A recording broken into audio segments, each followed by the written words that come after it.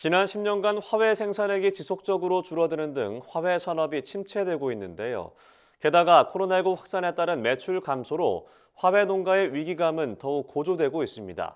이에 정부는 장기 침체를 겪고 있는 화훼 산업의 도약을 위해 화훼 산업 육성 종합 계획을 최근 발표했습니다. 이호철 기자입니다.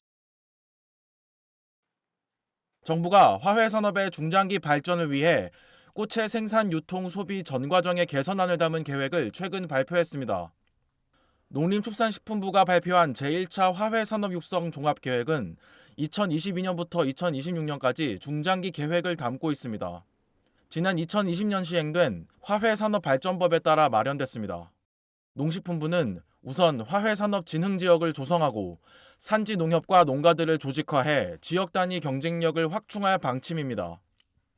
화훼 산업 진흥 지역은 화훼 주산지와 인프라 집적도를 종합적으로 고려해 지정되며 해당 지역은 집중적인 정책 지원을 받게 됩니다.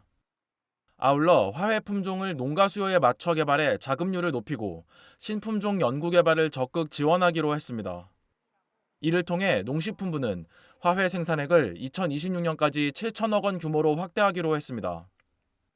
화훼 유통 체계에도 대대적인 변화가 일어납니다.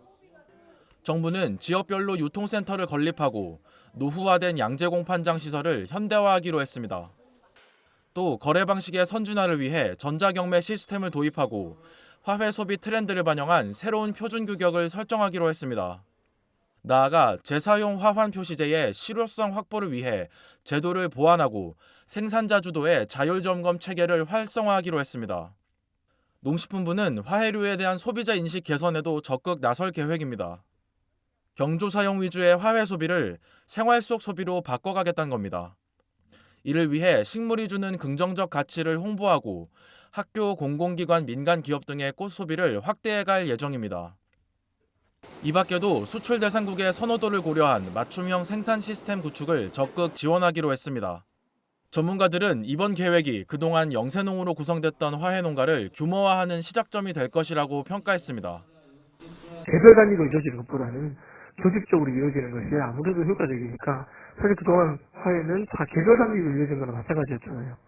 그렇게 집단화되는 것을 들어가서 이루어지면은 개별 단위로 힘든 것들이 아무래도 소화하게 되기 때문에 정부의 계획이 장기간 어려움을 겪고 있는 화훼 농가들의 숨통을 트여줄 수 있을지 이목이 집중되고 있습니다. MBS 이호철입니다.